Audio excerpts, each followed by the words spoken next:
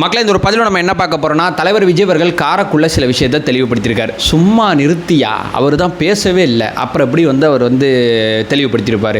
அவர் பேசலைங்க, அதை தாண்டி வேறு சில விஷயங்கள் பண்ணிகிட்டு இருக்காரு. நான் சீமான் மாதிரி பாலிடிக்ஸ் பண்ண வரல, ஏங்க நான் மோடி மாதிரி கூட பாலிடிக்ஸ் பண்ண வரலங்க, நான் வேறு மாதிரி ஆளுங்க. என்ன நீங்கள் அண்டர்ஸ்டாண்ட் பண்ணிக்கணும்னா வேறு சில விஷயங்கள்லாம் நீங்கள் சேர்த்து பார்த்தா மட்டும்தான் புரியும். நீங்கள் மேலோட்டமாக என்னுடைய அரசியலை பார்த்தா புரியாது அப்படின்னு சொல்லி ஏகப்பட்ட விஷயங்களை நான் அந்த வீடியோவில் எடுத்து வந்திருக்கேன். அதெல்லாம் இருக்கட்டும், இன்றைக்கி உன் ஊருக்கு கடலூருக்கு வரேன்னு சொல்லியிருந்தாரே, மறுபடியும் கடலூர்ல ரத்துன்னு ஒரு செய்தி வருது. இதை பற்றி உன்னுடைய ஒப்பீனியன் என்ன அப்படின்னு சொல்லி கேட்டிங்கன்னா, மொதல் பாயிண்டே அதை பற்றி தான் பேச போகிறேன். ஒன்பே ஒன்றா தெளிவாடமாக பார்க்கலாம். உற்சாக வணக்கங்கள், வாங்க பதிவுக்குள்ளே போகலாம்.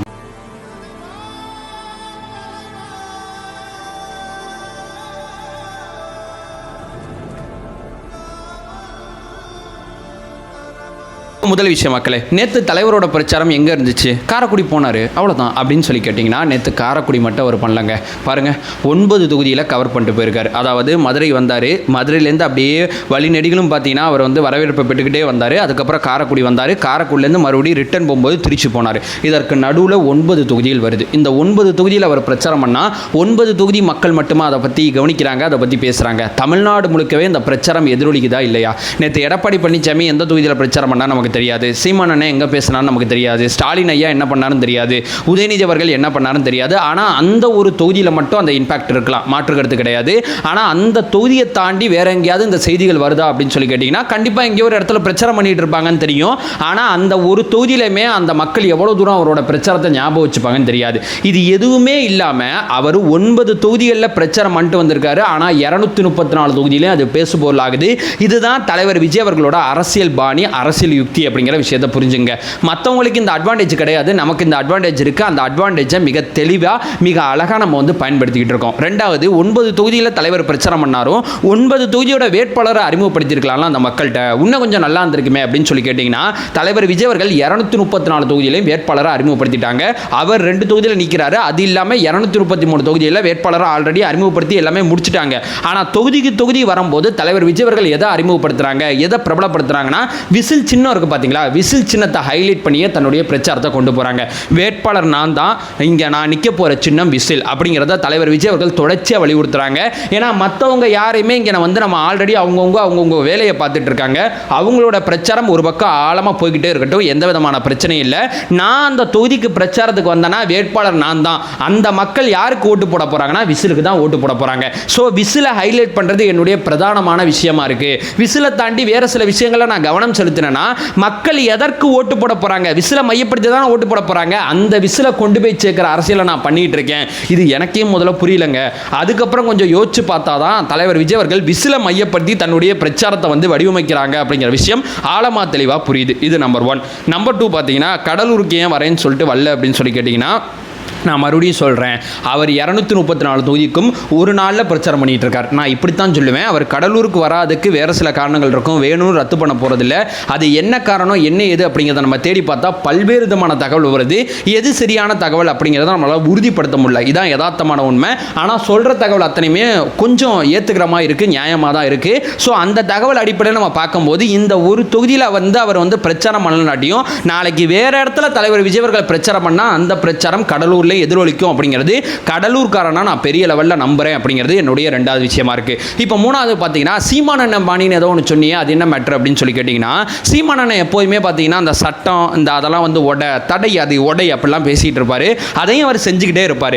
எதை எப்போ பண்ணணும், அந்த விதிமுறைகளை ஃபாலோ பண்ணணும் அப்படிங்கிற விஷயம்லாம் அவருக்கு என்றைக்குமே கிடையாது. தலைவராக சொல்கிறேன், அது எதுவுமே அவர் அதை உள்படுத்தியே அவர் பேசவும் மாட்டார், அதை உள்படுத்தியே அவர் செயல்படவும் மாட்டார். அவர் கொஞ்சம் வித்தியாசமாக நான் ஒரு காட்டான் அது இதெல்லாம் பேசிட்டு இருப்பாரு. ஆனா தலைவர் விஜய் அவர்கள் பாத்தீங்கன்னா காரைக்குள்ள பேசாததுக்கு ஒரே ஒரு காரணம் என்ன தெரியுமா? தாமதமா வந்துட்டார். அது மட்டும் தான் காரணம். தாமதம்னா ரொம்ப தாமதம் கிடையாது. 2:30 மணி வரைக்கும் பர்மிஷன் வாங்கி வச்சிருந்தாங்க. 2:35 அல்லது 2:40, 10 நிமிஷம் லேட்டா வந்துட்டாங்க. 10 நிமிஷம் லேட்டா வந்தது என்னுடைய பெரிய தப்பு. நான் அந்த தப்பை நான் இங்க பண்ணது ஒரு மிக முக்கியமானது. நான் பேசி நேரம் கடந்து தலைவர் விஜய் அவர்கள் பிரச்சாரம் பண்ணார் அப்படிங்கிற ஒரு விஷயத்தை நான் பண்ண விரும்பல. நான் லேட்டா வந்துட்டேன்ல, நான் பிரச்சாரம் பண்ணல. அங்க இருக்கக்கூடிய மக்களை பார்த்து நான் கிளம்பிடுறேன். என்னுடைய மக்களுக்கு நான் நான் ஏன் இதை பண்ணுறேன் அப்படிங்கிற அந்த விஷயம் ரொம்ப தெளிவாக புரியும். ரெண்டாவது பார்த்தீங்கன்னா அவர் பேசியிருந்தாருன்னா அவர் மேலே வழக்கு வந்திருக்கும், அந்த வழக்கு அடுத்த கட்ட பிரச்சாரங்களை தாமதப்படுத்தியிருக்கும். இது ஒரு முக்கியமானது. ரெண்டாவது பார்த்தீங்கன்னா அங்கே வேட்பாளராக இருக்கக்கூடிய பிரபு அவர்கள் தேர்தல் வரவு செலவு கணக்குகளை தாக்கல் பண்ணும்போது காலதாமதமாக பிரச்சாரம் பண்ணுறதுக்கு வேறு சில கணக்குகளே அங்கே போட வேண்டியது இருக்கும். அவரோட கணக்கு வழக்கிலையும் கொஞ்சம் பிரச்சனை வரும். எல்லாத்தையும் கம்பேர் பண்ணி இங்கே நம்ம பேசாமல் கடந்து போகிறது தான் சரியான அரசியல் யுக்தியாக இருக்கும் அப்படிங்கிறத பொதுமக்கள் கண்டிப்பாக புரிஞ்சுப்பாங்க. இல்லைனாட்டி நம்மளால் புரிய வைக்க முடிஞ்சிடும் அப்படிங்கிற பெரிய நம்பிக்கையில் தலைவர் விஜய் அவர்கள் அங்கே பேசாமல் ரொம்ப தெளிவாக ரொம்ப கரெக்டாக கடந்து போயிட்டாங்க. ஏன்னா தலைவர் விஜய் அவர்களோட பிரச்சாரத்தை நீங்கள் நல்லா செக் பண்ணி பார்த்தீங்கன்னா அவர் இதற்கு முன்னாடி போன திருநெல்வேலி தூத்துக்குடியில் வழக்கு வாங்கிட்டாரு. அதற்கு முன்னாடி பாண்டிச்சேரியில் போயிட்டு வழக்கு போட்டாச்சு. அதற்கு முன்னாடி பெரம்பூரில் போயிட்டு வழக்கு போட்டாச்சு. இந்த மாதிரி தலைவர் விஜய் அவர்கள் தொடர்ச்சியாக தன்னுடைய பிரச்சாரத்தை வடிவமைக்கும் போது அதிகப்படியான கூட்டம் வருது அப்படின்னு சொல்லி தான் வழக்கு போட்டுக்கிட்டு இருக்காங்க. அவர் மேலே எந்த தப்பு இருக்குன்னு சொல்லி வழக்கு போடல. அவர் மேலே ஒரு தப்பு, அவர் ஜனநாயகத்தை மீறிட்டாரு, அவர் விதிமுறைகளை மீறிட்டார் அப்படிலாம் நீங்கள் சொல்லி ஒரு வழக்கு போடவே முடியாது. ஏன்னா அவர் ஜனநாயகத்தையும் இந்த விதிமுறைகளையும் ரொம்ப தெளிவாக நம்பக்கூடியவர். ஸோ நம்பக்கூடிய ஒரு மனிதர் அந்த விஷயத்தை நான் மீற மாட்டேன் அப்படிங்கிறதெல்லாம் ரொம்ப தெளிவாக இருக்கார். ஏன்னா தேர்தல் சமயத்தில் தனக்கு இடைஞ்சல் கொடுக்குற அதிகாரிகள் அவ்வளோ பேர் இருந்தாலும் அவர் போயிட்டு போராட்டமோ ஆர்ப்பாட்டமோலாம் பண்ணல. நேரடியாக போயிட்டு தேர்தல் கமிஷன் இந்த மாதிரி பிரச்சனை இருக்குங்க, அந்த அதிகாரிகளை மாற்றினா நல்லா இருக்கும்னு போய் சொன்னார். இன்னைக்கு பார்த்தீங்கன்னா பொறுப்பு டிஜிபி நியமனத்திலேருந்து டிஜிபி நியமனத்துக்கு வந்துட்டாங்க. அதுக்கப்புறம் டிஜிபி நியமனம் இருந்ததுனால தான் தலைவர் விஜய் அவர்களோட பிரச்சார அனுமதிகள் அத்தனையுமே கிடச்சிக்கிட்டு இருக்கு. ஒரு பக்கம் சென்னையோட கமிஷனில் பிரச்சனைன்னு சொன்னோம், நேற்று சென்னையோட கமிஷனையும் மாற்றிட்டாங்க. இந்த மாதிரி எல்லாமே விதிமுறைக்கு உட்பட்டு தான் அவர் அரசியல் பண்ணிகிட்டே இருப்பார். விதிமுறைகளை தாண்டி தடையை மீறி அப்படிங்கிற அந்த சீமானண்ணம் பண்ணுற பாலிடிக்ஸ்லாம் தலைவர் விஜய் அவர்கள் ஒருபோதும் பண்ண மாட்டாங்க அப்படிங்கிறத ரொம்ப தெளிவாக நிரூபிச்சுக்கிட்டு இருக்காரு. ஆனால் காரைக்குடி மக்கள்கிட்ட கண்டிப்பாக எனக்கு தனிப்பட்ட முறையில் வருத்தம் இருக்குது. ஏன்னா ஆர்வமாக வந்திருப்பாங்க. கடலூர்காரனா தலைவர் இங்கே வரல அப்படிங்கிறது எனக்கு ஒரு பக்கம் வருத்தம் இருந்தாலும், காரைக்குள்ளே நடந்தது ஒரு பக்கம் வருத்தமாக இருந்தாலும் அந்த சூழலை நம்ம புரிஞ்சுக்கணும் தொண்டர்களாக இருக்கக்கூடியவங்க அப்படிங்கிறத நான் தொடர்ச்சியாக சொல்ல வர்றது. இது மூணாவது பிரதானமான விஷயம். அடுத்து மிக முக்கியமானது, அது என்னப்பா மோடி மாய் கிடையாதுன்னு ஏதோ ஒன்று போட்டி, அது என்ன மேட்ரு அப்படின்னு சொல்லி கேட்டிங்கன்னா, மோடி அவர்களை நல்லா கவனித்து பார்த்தீங்கன்னா பயங்கரமாக ட்ரெஸ் பண்ணி பார்ப்பல, மேலே ஒரு பாகை வச்சுக்கிட்டு அதை பண்ணிட்டு இதை பண்ணிட்டு பயங்கரமாக ட்ரெஸ் பண்ணுவாப்புல, தன்னை ஒரு கடவுளோட பிறவின்னு சொல்லுவாப்புல, தன்னை ஒரு துறவின்னு சொல்லுவாப்புல. என்ன மாதிரி ஒரு மனுஷனை நீங்கள் பார்க்க முடியாது. நான் ஒரு நாளைக்கு 2 மணி நேரம் தான் தூங்குறேன், அதை பண்ணுறேன் இதை பண்ணுறேன்னு சொல்லி தன்னை ஒரு மிகப்பெரிய ஒரு மனிதராக தன்னை காமிச்சு பார்ப்பல, தகவமைச்சு பார்ப்பல. இதுதான் அவருடைய அரசியலோட பாணியாக இருக்கும். ஆனால் அந்த பாணியை தலைவர் விஜய் அவர்கள் ஃபாலோ பண்ணவே இல்லை. அவரை பொறுத்தவரையும் பார்த்தீங்கன்னா அவர் என்ன ட்ரெஸ் போடுவாருங்கிறது நீங்களே சொல்லிடுறான். ஒரு ஒயிட் ஷர்ட் போடுவார், ஒரு காக்கி கலரில் ஒரு பேண்ட் போடுவார். இதுதான் அவரோட ட்ரெஸ். ரொம்ப சிம்பிளாக ரொம்ப எளிமையான உடையை அணிந்து கொண்டு மக்களோட பயணிப்பார். ரெண்டாவது பார்த்தீங்கன்னா மக்களுக்கு எனக்கும் டிஸ்டன்ஸ் இருக்கணும் அப்படிலாம் அவர் ஃபீல் பண்ணவே மாட்டார். மக்களோட மக்களாக இருக்கணும். நான் என்னை மக்களை அப்படியே ஒரு ஹீரோவெல்லாம் பார்க்க தேவையில்லை, உங்களில் ஒருத்தனா என்னை பார்க்கணும். நான் உங்கள் வீட்டில் இருக்கிற ஒரு பையன், நான் உங்கள் எய்த்த வீட்டில் இருக்கிற ஒரு பையன், இந்த மாதிரி ஒரு ப்ரொஜெக்ஷனை தான் தலைவர் விஜய் அவர்கள் தொடர்ச்சியாக உருவாக்கிட்டு இருக்காங்க. அதனால தான் பூ போட்டு விளாட்றாரு, சைக்கிள் ஓட்டி விளாட்றாரு. ரொம்ப அழகாக பார்த்தீங்கன்னா அவர் மக்களோட அந்த இணக்கமான போக்கு தொடர்ச்சி அவருடைய ரோடு ஷோவில் வெளிப்பட்டுட்டே இருக்கும். மோடியோட ரோடு ஷோவை நீங்கள் நல்லா கவனித்து பார்த்தீங்கன்னா அப்படி கை காமிச்சிட்டே வருவார். வேறு எதுவுமே அந்த ரோடு ஷோவில் இருக்காரு. ஏன்னா அவர் ஒரு மாஸ் அப்படிங்கிறத அவர் நம்புவார். அந்த மாதிரி தான் அவரை நம்பணும், அந்த மாதிரி தான் அவர் கிரியேட் பண்ணிக்கிட்டோங்கிறத அவர் விரும்புகிறார். ஆனால் தலைவர் விஜய் அவர்கள் பார்த்தீங்கன்னா நம்மளாம் ஒரே அழுப்பா வாப்பா, ஒன்றா போவோம், ஒன்றா உட்காருவோம், ஒன்றா சாப்பிடுவோம், உங்களில் ஒருத்தன் தான் பண்ணா அப்படிங்கிறது தான் ரோடு ஷோவில் தொடர்ச்சியாக தலைவர் விஜய் அவர்கள் நிரூபிச்சுக்கிட்டே வராரு. எனக்கு இந்த மோடியோட பாலிடிக்ஸ் ஒத்து வராது, மோடி மாயும் பாலிடிக்ஸ் பண்ணுறதுலேயும் ஒத்து வராது. ஏன்னா அவருடைய அரசியலும் எனக்கு ஒத்து வராது, அவருடைய அரசியலில் அவர் தன்னை ப்ரொஜெக்ஷன் பண்ணுறதும் எனக்கு ஒத்து வராரு. அது அவரோட பாணி வேற, என்னோட பாணி வேற அப்படிங்கிறத தலைவர் விஜய் அவர்கள் தன்னுடைய பிரச்சாரத்தில் ரொம்ப தெளிவாக ரொம்ப கரெக்டாக பிச் பண்ணிக்கிட்டே வரார் அப்படிங்கிறது மிக முக்கியமானது. எந்த கட்சிக்கு இல்லாத ஒரு மிக முக்கியமான அட்வான்டேஜ் தாவேக்கால இருக்குது. அதை நான் சொல்லவா? ஏன்னா நமக்கு எந்த விதமான மாற்று கருத்து இருந்தாலும் தாவேக்கால நம்மளால் வெளிப்படுத்த முடியும். விச்சுவல் வாரியர்ஸ் அப்படிங்கிற ஒரு பெருங்கூட்டம் இருக்குல்ல, இந்த கூட்டத்தை கட்சிக்குள்ளே கொண்டு வராமல் தனியாகவே வச்சிருக்காரு. ஏன் தெரியுமா? ஏதாவது விமர்சனம் தான் வைங்க, நல்லதே நம்ம தான் சொல்லுவோம்.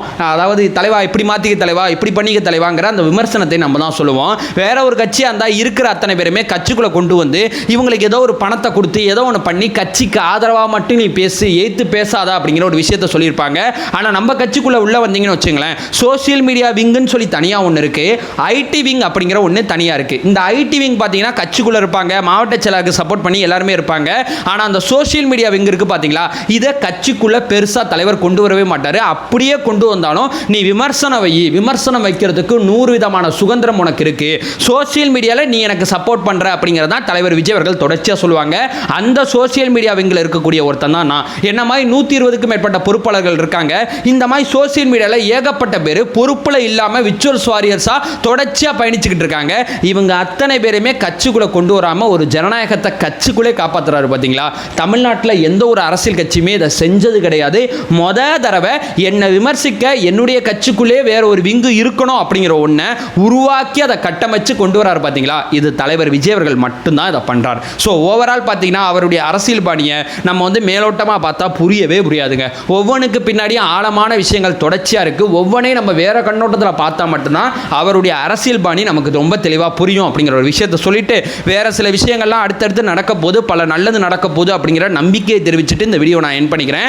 நம்ம சேனலை ஃபர்தராக ஃபாலோ பண்ணிங்கன்னா பொலிட்டிக்கல் சார்ந்து தாவேக்காக்கு ஆதரவாக ஏகப்பட்ட பதிவுகளை தொடர்ச்சியாக பார்த்துட்டு இருக்கோம். நம்மளோட ஒரே நோக்கம் அறியாமை அகற்ற வேண்டும், அறியாமை அகற்றப்பட வேண்டும். Thank you so much.